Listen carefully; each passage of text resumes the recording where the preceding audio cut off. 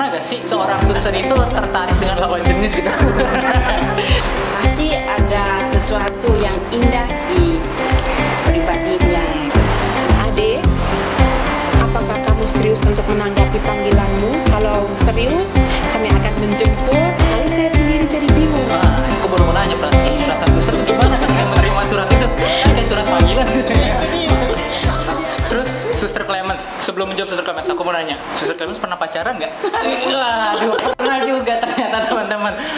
Boleh di-sharingkan seperti Suster Matilis tadi gimana? Iya, memang masa SMA itu masa yang paling gemilang ya untuk saya, itu pacaran, teman-temannya banyak gitu. Jadi dalam berpacaran itu saya mengenal orang lain, saya mengenal lawan jenis saya mengenal teman-teman saya. Nah, dari situ apa yang ada dalam diri saya, bukan saya sendiri yang mengenal diri saya, tapi orang lain juga mengenal saya, sikap saya.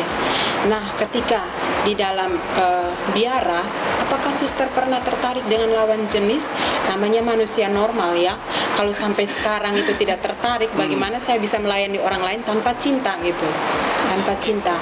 Artinya cinta yang saya beri untuk orang lain, untuk membuat orang lain semakin mengenal, semakin merasa bahwa ketika saya tidak dihargai oleh orang lain, masih ada suster yang menghargai saya, dan itu Tuhan hadir melalui suster. Nah gitu. Nah, bagi saya untuk tertarik dengan laki-laki itu memang sangatlah normal. Tetapi bagi seorang religius yang hidupnya sudah dimeteraikan dengan kaul, dengan 3 kaul itu, setidaknya itu menjadi tanda. Ya, tanda.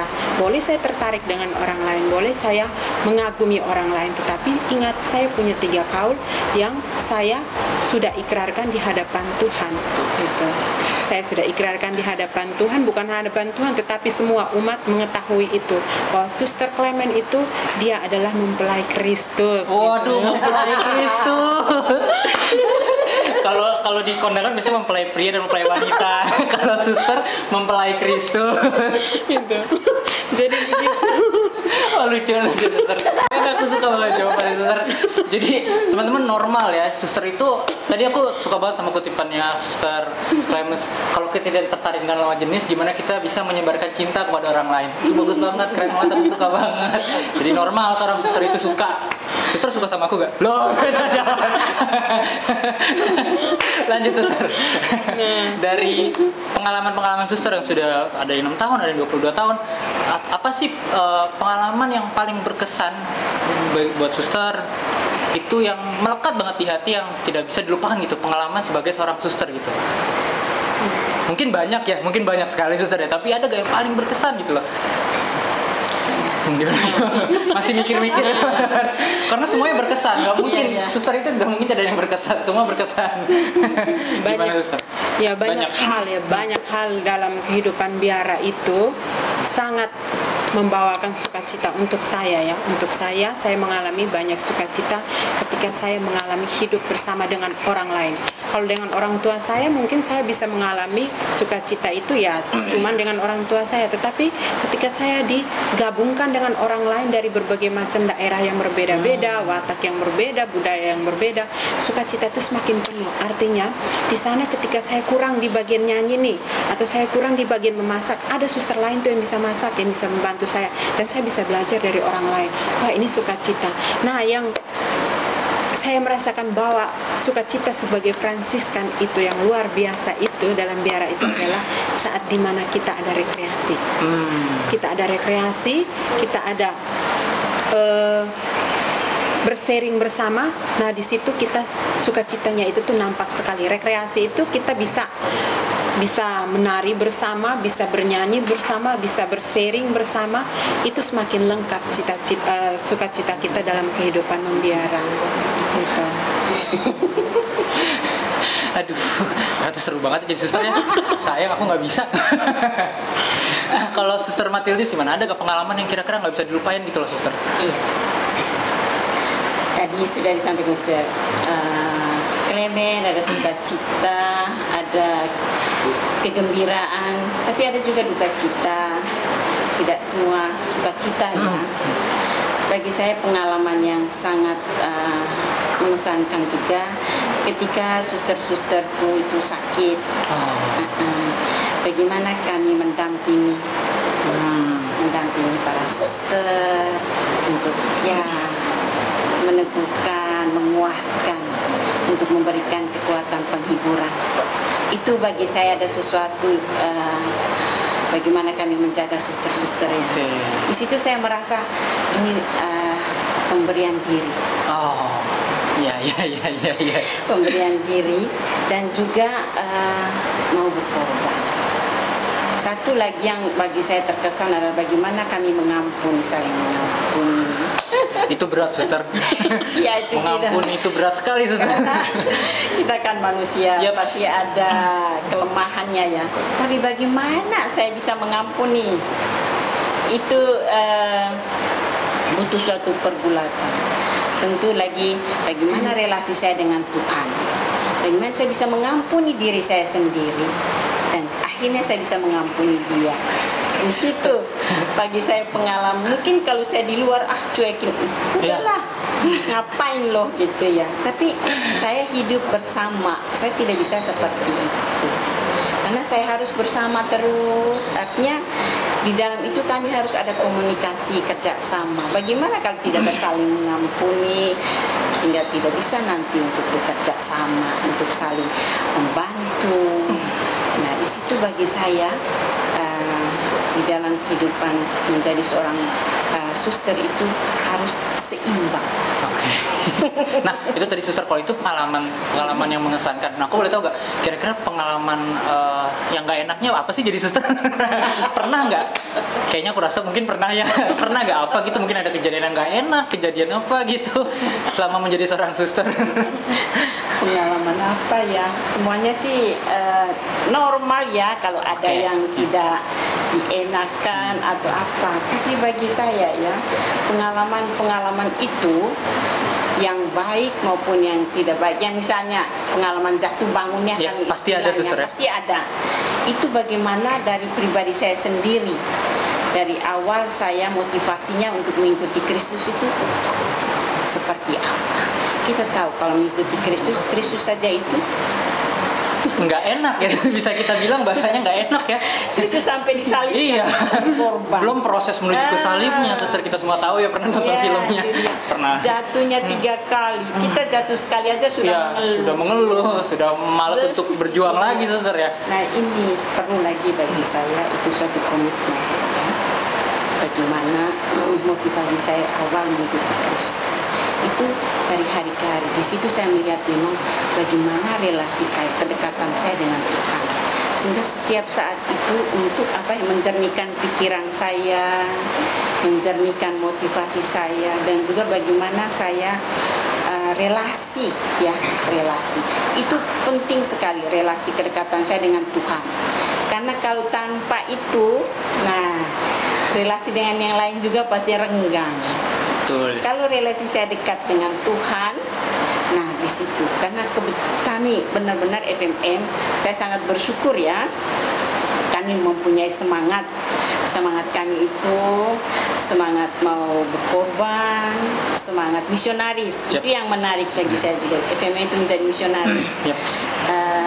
Terus ekaristi menjadi pusat kehidupan, juga adorasi di situ, dan juga semangat Bunda Maria siap sedia. Nah itu disitulah bagi saya ya menguatkan panggilan saya sebagai FMM. Itu mungkin terberatnya mungkin pasti ada jatuh bangun, suster ya. Pasti ya. Kalau suster Clement gimana? Nah, pernah ada pengalaman yang itu sebenarnya karena saya kurang mau bertanya ya. Dan ada pengalaman kecil yang pada akhirnya saya malu sendiri ya. Ini pengalaman ringan tapi ini boleh diceritain, suster? Boleh. Pengalaman ringan yang artinya egonya saya, pribadi saya kurang mau bertanya kepada orang lain ya, akhirnya apa yang menjadi ego saya itu kemudian menjadi memalukan saya juga. Nah, pernah punya pengalaman. Saya itu diberi tanggung jawab untuk kamu nih besok kita bisa di katedral. Nah, tugasmu adalah membaca ya. Kamu jadi lektris di sana, lektris. Nah, baik suster, besok saya akan baca. Nah, waktu itu saya pede, saya memang pede waktu itu, dan tanpa ada latihan apapun malamnya. Kucuk-kucuk pergi baca di depan, saya buka terus, aduh bacaannya di mana ya, padahal itu sudah ditanda karena grogi. Saking grogi. Karena itu tadi, karena malamnya memang saya sudah besok sudah tahu lah begitu, pede kan, kurang mau bertanya, kurang mau lihat begitu, kurang ada inisiatif. Jadi apa ya yang ada dalam diri, keegoisan diri itu yang pada akhirnya membawa diri sendiri menjadi ke hal yang besar itu, malu kan kalau di depan umum semua. Waduh, calon suster kok bolak-balik buku bacaan itu apa nggak ngerti atau gimana. Nah, di situ yang paling menjadi tantangan terbesar itu adalah diri sendiri sebenarnya.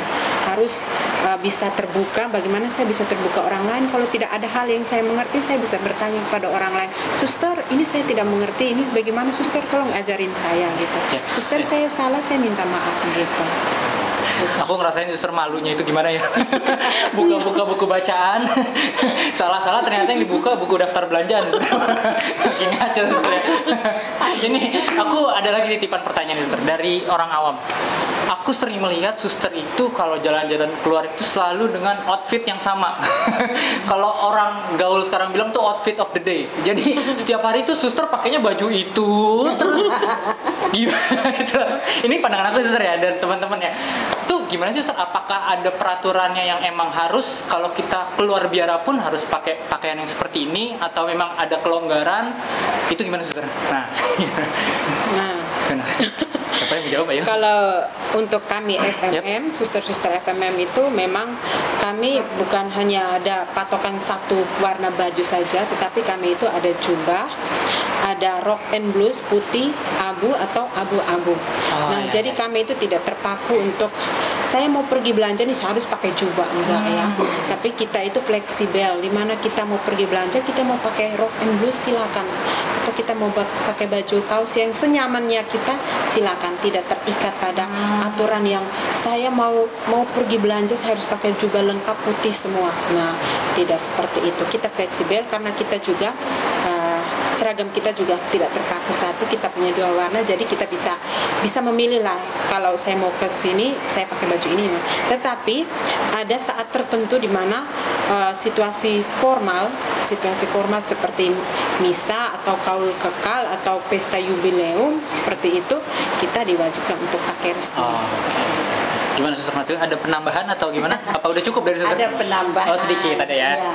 Karena kami tarekat internasional. Jadi kami misalnya pelayanan ke daerah-daerah terpencil atau tempat-tempat khusus seperti di tempat yang muslim, kami menyesuaikan diri. Kami tidak pakai jubah, tapi kami pakai pakaian yang nyaman, menyesuaikan diri, dan tetap pakai lambang kami sebagai FMM. Oh, itu kalung ada lambang FMM? Iya, lambang FMM.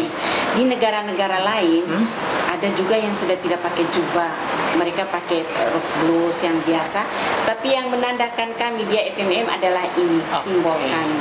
Nah, begitu. Jadi misalnya kami ke negara lain yang tidak berpakaian begini, kami juga tidak pakai.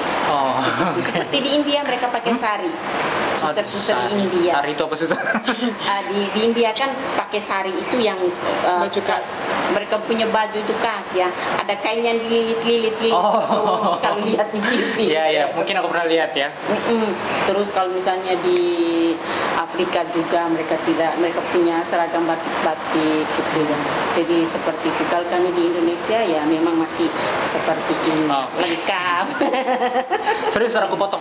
Kalau misalkan seorang suster mau belanja ke minimarket tanpa ada ambil-ambil gereja gitu, apakah boleh pakai misalkan celana bahan atau kaos gitu, boleh suster? Atau tetap harus gimana? Kami misalnya belanja ke depan yang dekat-dekat bisa pakai baju kaos tapi yang sopan lah, itu dengan rok rok. Oh, tetap harus rok suster. Oke, nggak boleh pakai celana jeans. Celana jeans misalnya kadang kalau kita piknik lah. Oh, ya. betul, boleh terus. Boleh lah piknik misalnya ada tempat yang nanti kita mau mendaki.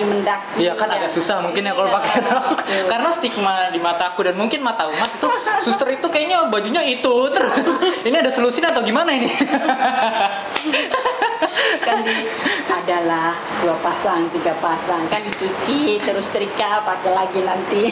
Iya, paling aku pernah lihat itu suster mungkin pakai kaos sama rok ya, blus ya mungkin itu rok blus. Itu belanja ke supermarket depan suster. Iya. Aku lagi main bola di lapangan Recis, terus aku lihat ya suster gitu. Sama nggak pakai ini suster, nggak ini apa sih namanya suster? Selubung. Oh selubung ya, karena kita biasanya nyebutnya kerudung. Selubung suster. Selubung. Itu apakah selubung itu wajib dipakai suster? Sama juga apa menyesuaikan juga suster? Iya, menyesuaikan juga. Tapi untuk acara keagamaan, untuk ke gereja itu wajib Iya, dipakai iya. suster ya. Oke. Kalau di rumah kami juga kan misalnya di rumah kami kadang tidak pakai. Oke. Karena itu semua suster ya. Iya. Ya, kalau kita gini nggak mungkin dong ya. Dulu ya ada bercandaan suster. Ada waktu aku SD ada yang nanya ke ibu guru aku, "Ibu kenapa sih suster pakai selubung?" "Iya, soalnya suster banyakan botak." Bukan suster ya. Beda ya. Emang parah teman aku dulu. Teman aku bukan aku. Bukan ya suster. Namanya juga anak kecil suster. Terus aku inget lagi. Bagus itu sudah memikirkan yang lain. Iya. Oke, suster. Tadi kita sudah bicara mungkin lebih ke ranah pribadi ya, ranah antara suster Matilde dan suster Clement. Sekarang kita mau bicara ke ranah FMM itu sendiri. Kalau aku boleh tanya, gimana sih pelayanan FMM itu di bidang apa aja? Karena setahu aku yang mungkin nampak di mataku adalah kesehatan dan pendidikan. Nah, karena setahu aku ada juga Recis di Jakarta dan Regina Pacis di Bogor. Betul, aku pernah visit juga ke sana. Nah, mungkin suster bisa lebih menjelaskan kepada teman-teman apa sih karya pelayanan dari suster FMM itu? Jadi sudah disebut ya. Yang formalnya itu karya pendidikan dengan Kesehatan. kesehatan. Jadi yang non formalnya itu karya sosial. Seperti yang tadi kami ada GPIC, ada juga asrama, dan dulu pernah kami juga ada rumah retret. Nah, seperti itu. Yang Kalau di nggak salah rumah retret Sindang Layang, Iya, sama di Salom. betul. Aku berapa kali ke sana aku retret. Nah di situ, tapi sekarang ya kami sudah serahkan kepada keuskupan. Oh, keuskupan. Ya. Itu pelayanan kami juga itu tadi mendampingi saya karya sosial untuk para korban karya sosial seperti itu. Okay. Dan juga pelayanan untuk orang sakit terus mengantar komunion juga di paroki. Ya. Oh, ada juga karya pelayanan di paroki ya? Oh, karena aku tahu ada anggota DEPA juga yang seorang suster ya. Ada juga suster yang menjadi pembina-bina iman ya. Aku pernah lihat juga. Betul. Jadi pelayanannya Termasuk suster Clement pernah. Aku nggak pernah lihat suster Clement, maaf ya suster ya. Aku yang nggak aktif, bukan suster aku yang nggak aktif. Legio Maria ya, aku sering. Tapi belum pernah kemis dinner nih, suster nih. Ayo dong kemis dinner dong. Oh, MK juga dong ya. Ya. Pasti nanti muncul. Ya, kalau yang aku tangkap dan tadi kita udah pernah ngobrol, FMM dan OFM itu masih satu misi bisa dibilang, satu semangat itu kalau aku boleh tangkap kepada kemiskinan. Kalau aku salah. Kesederhanaan dan persaudaraan. Kegembiraan, kesederhanaan. Sukacita ya. Okay. Jadi emang tidak jauh pelayanannya ke kesehatan dan sekolah ya. Nah, kalau kita bicara FMM lagi, aku mau tanya dong, di yang terdaftar sebagai FMM itu yang termuda tuh umur berapa sih, suster? Termuda apanya ini? Umurnya? Oh, karena beda ya umur dan bukan pelantikan, tabisan, bukan tabisan apa? Kan tadi kan yang kaul. Ya. Ada suster muda seperti suster Clement, jadi masih suster muda, belum kaul kekal. Oke. Nah, jadi umur mereka itu masih 20-an. Oke. Berarti ada ya seorang suster yang masih umur 20? Iya, 20-an lah. Muda ya? Masih muda. Boleh aku minta nomor teleponnya nggak, suster? Boleh, astaga. Suster maaf, suster. Bercanda ya teman-teman ya, yang di rumah ya. Jadi paling muda itu umur 20 suster. Ya, 20-an lah. Oke. 20-an lebih. Aduh, aku merasa berdosa sekali di sini. Mau jadi suster nih. Nah, suster boleh gak suster ini mengajak mungkin yang di rumah ada yang tertarik atau belum tertarik, kalau suster ajak jadi tertarik mau daftar FMM tuh gimana sih caranya? Nah, atau apa aja yang FMM berikan, mungkin tadi udah secara tidak tersirat ya udah dibicarain, itu gimana suster? Kalau mau daftar atau gimana? Iya, teman-teman, hai para pemudi yang ingin mau menjadi suster, khususnya mau menjadi suster FMM, datanglah dan pintu kami terbuka. Anda akan menyaksikan, datang dan lihatlah. Kami sangat bersuka cita ketika Anda datang dan kami akan menyambut dengan sukacita. Aduh. Kami juga ada website FMM. Yap, di mana suster? Ada www apa suster kalau boleh tahu? www.fmm Indonesia. Oke, nanti di sini ya. Ya, Oke, nanti di editor sini kerja ya. ya. Di sini. FMM nanti tolong diketik ya. Ada itu juga di Instagram ya. Instagramnya di mana Instagram suster? ada itu di situ. Oh, sama, juga FMM dulu. ya, Oke. gitu. Jadi tolong dibuka ya. Ya, di sini situ. nanti ya, Ada di sini ya. tentang FMM Indonesia. Oke. Bagaimana mau menjadi suster FMM, di situ semua ada persyaratannya. Siapa itu FMM? Kunjungilah FMM Indonesia. Di situ semua lengkap suster ya? Lengkap. Suster, kalau bukan aku deh, teman-teman yang remaja cewek ada yang di Jakarta. Nah, boleh gak sih langsung mengunjungi susterannya? Boleh. Nah, itu di mana suster, di jalan Sangat apa? Boleh. Kunjungi kami di Jalan Palmera Utara Nomor 1 Kompleks Sekolah Nah, Tinggi editor Paci. lagi di sini ya. Alamatnya nanti ada di sini, oke? Kami dekat dengan paroki Salvatore. Ya, betul sekali. dan jangan lupa dekat dengan gedung MPR dan DPR. Tapi nggak ada demo kan suster di sini? Kami aman, terjamin. Ya, aku bisa sharing di sini tuh sangat tentram banget di mana ya? Di tengah sibuknya kota metropolitan Jakarta ini. Di sini tuh hangat banget, tenang banget. Bahkan kalau kita kentut aja kedengeran, teman-teman. Harus pakai masker. Iya suster, betul. Nah, jadi gitu teman-teman yang mau datang langsung boleh banget suster ya. Boleh. Ke Suster FM, terbuka untuk semua suster ya. Terbuka. Sangat Terus kalau terbuka. mau daftar sebagai calon suster itu umur berapa aja boleh suster ya? Yang persyaratannya Yap. itu setelah tamat SMA. Oke, setelah tamat SMA. SMA. Udah kerja, udah kuliah boleh suster Boleh, ya? sangat boleh. Sama kayak suster Matildi tadi ya. Siapa tahu panggilannya baru di umur 25, 26. Saya deg-degan nih, saya baru 23. Habis itu kan suster Matildi. Berarti ada kesempatan masuk lagi nih. Suster intermezzo. Suster tuh berapa kali mandi sih kalau sehari? karena suster ada teman-teman aku di paroki ya. Inisialnya L. Dia waktu itu mau masuk susteran, tapi katanya dia jarang mandi, jadi boleh gak sih gitu suster? Nggak usah dijawab suster, emang itu bercanda. Dia doang emang suka aneh-aneh suster. Aduh, ini kita isi ketawa doang suster. Mudah-mudahan ada yang bisa diambil sama teman-teman semua ya suster ya. Iya. Ya, terima kasih atas kunjungannya. Terima Tadi kasih aku dibisikin banyak. sama tim, katanya suster mau memberikan sebuah nyanyian ya atau Ya, persembahan kepada persembahan teman-teman. terbaik untuk teman-teman. Oke, boleh suster? Mau apa? Mau apa? Tarian? Menyanyi. Menyanyi. Oke, boleh. Aku di sini aja kali ya, dengerin suster ya. Boleh, Oke. Ya, suster boleh.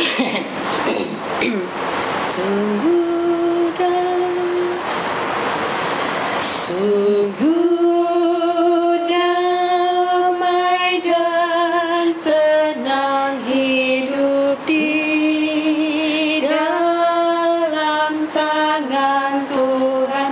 Ku berbakti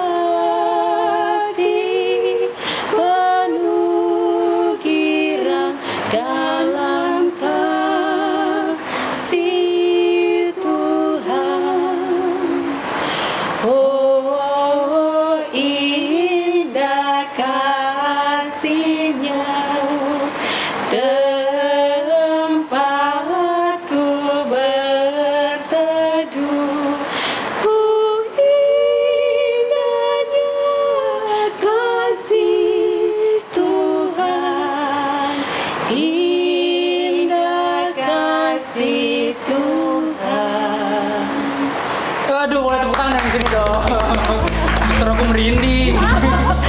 ada siapa di belakangku ya?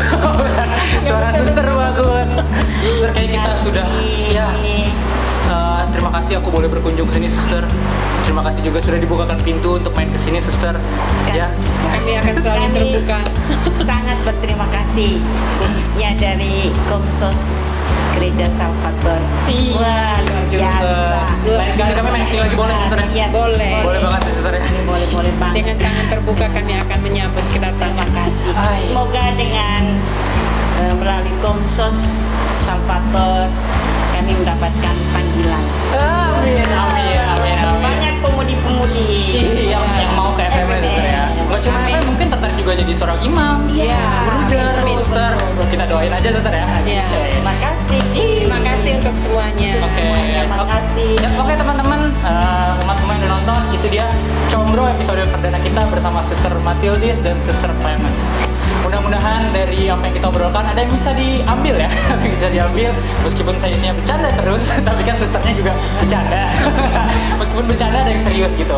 Suster izinkan aku nutupnya pakai pantun, suster. Oh, iya, silakan. Nonton iklan, ada yang ikut panggilan, siapa takut? Boleh dong, suster dong. Ke Tanah Abang beli sajadah. Dadah.